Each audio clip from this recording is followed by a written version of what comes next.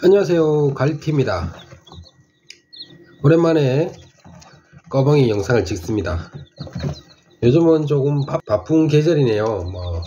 밭에 가서 여러 작물을 관리를 하다 보니까, 그리고 직장을 다니다 보니까요, 영상 찍을 시간이 없네요. 이 녀석들은요, 이틀 전에 부화한 녀석들입니다. 아주 상당히 활발하죠. 이틀 전에 하면 원래 5차까지 부화를 했습니다. 제가 영상은 1차, 2차 꺼벙이 부화하는 영상을 찍었는데 3차, 4차, 5차는 까먹고 안 찍었습니다. 어쨌든 얘들이 5차 부화한 녀석들입니다.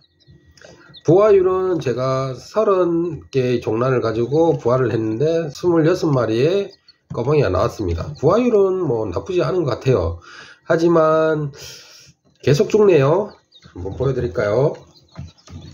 앞에 있는 게 3일을 못 넘기고 1마리, 2마리, 셋, 넷, 다섯, 여섯, 일곱, 여덟, 9마리 3일을 못 넘기고 9마리가 죽었습니다. 요 녀석들은 태어났을 때부터 약간 이렇게 눈도 잘 못 뜨고 다리도 부실해서 제가 손가락으로 살짝만 쳐도 얘들이 쓰러져서 못 일어나고, 그리고 좀 건강한 녀석들이 지나가다가 푹 치면 얘들이 배를 드러내고 못 일어날 정도의 굉장히 약한 녀석들이었습니다. 저도 그런 생각을 했어요. 얘들은 안 되겠다 라는 생각이 들 정도로 약한 녀석들이었는데 결국은 다 죽더라고요. 안타깝습니다. 3일 만에 세상을 져버렸으니까 이 녀석들도 좀 불쌍하지만 저의 마음도 별로 좋지는 않네요. 네, 하지만 이 녀석들을 보고 제가 힘을 내고 있습니다. 많이 살아있죠. 근데 이 중에서도 조금 제 눈에는 좀 약해 보이는 녀석이 있습니다. 딱 간단해요. 건강한 녀석과 건강하지 않는 녀석. 건강한 녀석들은요 뭉쳐 있어요. 대부분 뭉쳐 있습니다. 얘들 이 부류들, 요 부류들 건강한 애들입니다. 한쪽 구석에 처박혀 있는 애들 있죠. 요 밑에 이런 애들 있죠. 이런 애들 한 마리씩 있는 애들, 이런 애들은 약한 애들입니다. 그리고 저 구석에 한 마리 있죠. 여기 요 녀석, 요런 녀석은 제가 봐도 딱 얼마 안 갈 것 같은 녀석들입니다. 그리고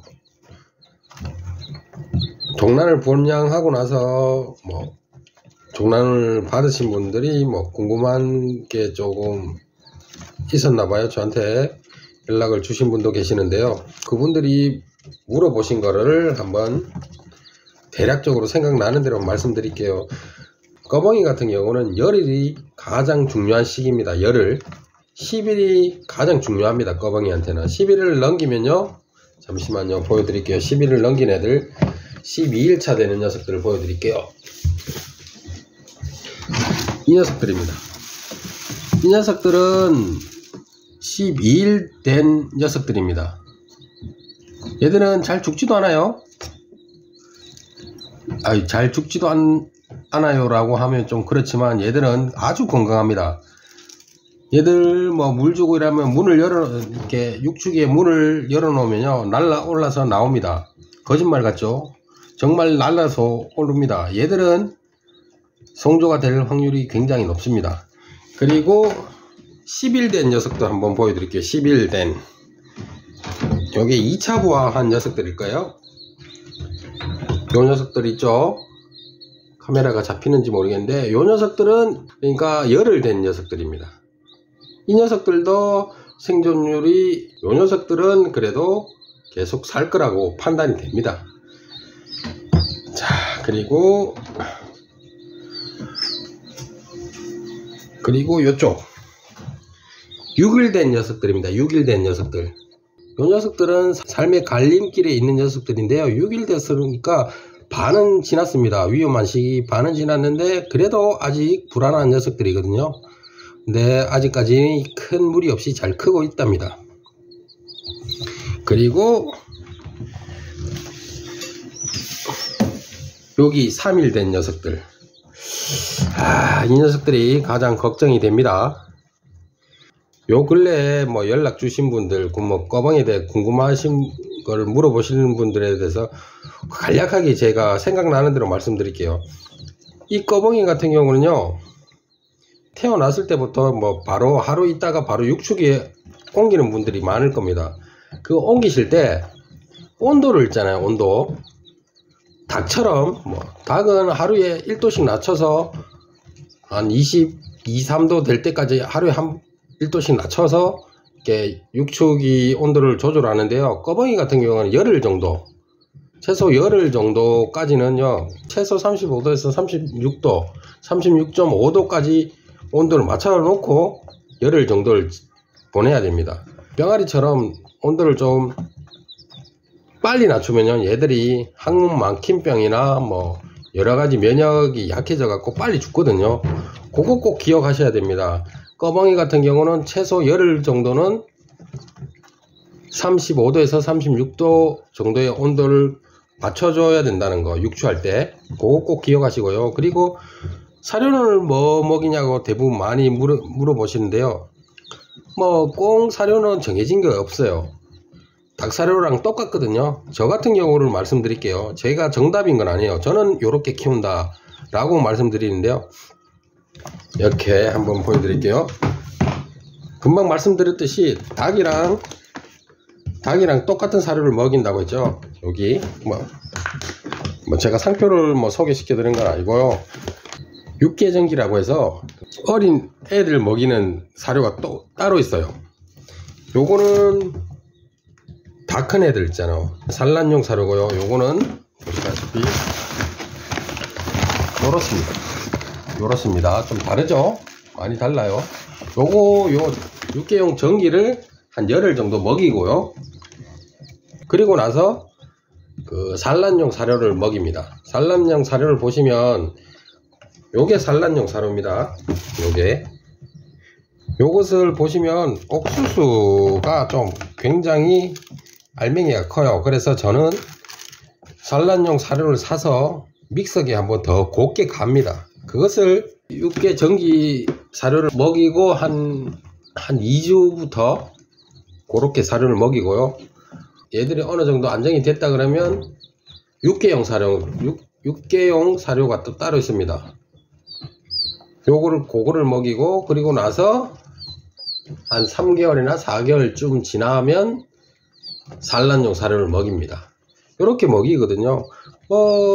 가장 간략하게 말씀드리면 닭이랑 꽁, 기러기 사료는 다 똑같아요. 닭 사료고요. 그리고 제일 먼저 먹일 사료는 육개용 전기 사료를 먹였다가, 그리고 두 번째는 산란용 사료를 곱게 갈아서 좀 먹였다가, 그리고 나서 육개용 사료, 그리고 나서 산란용 사료, 이렇게 4단계의 사료를 먹이면 되거든요. 이렇게 하시면 되고요. 사료는. 그리고 물이 중요합니다. 사료는 뭐 다들 인터넷에 많이 보시면 알겠지만 요거고, 물 같은 경우는 항상 여러 번 말씀드리는데요, 요렇게 아주 얇은 거에, 넓고 얇은 거에 주셔야 됩니다. 아니면 제 육축이 통에 요런 거 많죠. 여기도 있고 여기도 있습니다. 여기도 있고, 요거 병뚜껑입니다. 병뚜껑. 여기에 물을 주셔야 됩니다. 최소 열흘 전에는 요런 뚜껑이에 주시는 게 가장 좋고요. 아니면 제가 좀 전에 들었던 아주 얇은 종지에 주시는 게 맞습니다. 정말로 꺼벙이 같은 거는 코 박아서, 정말 작은 물에도 코 박아서 죽는 게 꺼벙이거든요. 그래서 이름도 꺼벙꺼벙 하다고 해서 뭐 꺼벙인지 모르겠는데, 그런 만큼 애들이 머리가 조금 나빠요. 그러니까 요런 접시물에도 코 박아 죽는 게 꺼벙이니까요. 요런 거 가능하면 요런 거를 한 5-6개씩 놔두는 게 가장 좋습니다. 그리고 사료통도 한번 말씀드릴게요. 사료통은 지금 저는 종지에 담아서 줬는데, 닭 관련 사이트에 들어가면 이렇게 구멍 빵빵 뚫려, 양쪽 동서남북으로 구멍 뚫려서 그 안에 사료를 넣어주면 병아리들을 이렇게 안에 머리를 넣어서 이렇게 하나씩 쪼잖아요. 그런 거 사용하시면 절대 안 됩니다. 꺼벙이는 거기서 끼어서 죽습니다. 그런 거 사시지 말고 닭 사료도 이렇게 좀 넓은 종지에 주시는 게 맞습니다. 그리고 또 뭐였더라? 어떤 질문이 하나 더 있었는데, 그리고 꺼벙이 같은 경우는요, 사육 지침서에 보시면 7일 이후부터는 얘들이 카니발리즘이 발동이 된대요. 서로 경쟁을 하면서 부리로 쫓는 현상이 나타난다고 그러는데요. 제가 꺼벙이를 키워본 결과 3개월 전까지는 크게 영향이 없는 것 같아요. 3개월 정도 되면 까투리와 장기가 어느 정도의 형태를 갖춰주는 형태거든요. 특히 장기 같은 경우는 깃털이 좀 많이 나오면서 장기 본연의 모습으로 이렇게 나오는 시기가 한 3개월 정도 되거든요. 그때부터 막 쫓아요. 그때는 까투리, 장기 가리지 않고 막 쫓다가 한 5개월 정도 되면 성조에 가까워지면 얘들이 이제 서열이 낮은 장기만 공격합니다. 그때는 이 녀석들이 남자라는 걸 장기도 인식하죠. 아가씨는 건드리면 안 된다라는 생각에 지보다 약한 무심아들은 계속 쫓습니다. 이런 습성을 가지고 있어요, 이 꺼벙이들이. 그러니까 혹시나 지침서대로 열흘 정도 되고 그런 애들을 안경을 씌운다니 부리를 잘라준다니 그런 거는 굳이 안 해주셔도 되는 것 같아요. 그리고 혹시나 부리를 자르실 분들은 이렇게 휘어진 부분 있죠. 한 마리를 잡아 볼게요. 요 끝에, 제일 끝에 있죠. 요 제일 끝에 요거 살짝 휘어졌죠. 여기만 살짝 잘라야지 여기까지 자르면 얘들 피 흘립니다. 신경이 연결이 돼 있어 여기를 자르면 피가 나요. 그러니까 혹시나 자르실 분들은, 부리를 자르실 분이 제일 끝에 부분, 요 부분만 살짝만 잘라 주셔야 됩니다. 근데 제가 키워본 결과 별로 부리 자르는 거는 추천드리고 싶지 않습니다. 최소한 3개월 이상 되었을 때 안경을 씌우는 게 제가 봤을 때는 나은 것 같고요. 어쨌건 꽁을 한번 키워보신 분 이것도 해보고 저것도 해보지만 저 같은 경우는 그렇습니다. 네, 여러 질문을 하셨는데 제가 생각이 안 납니다. 큰일 났습니다. 생각이 안 나요.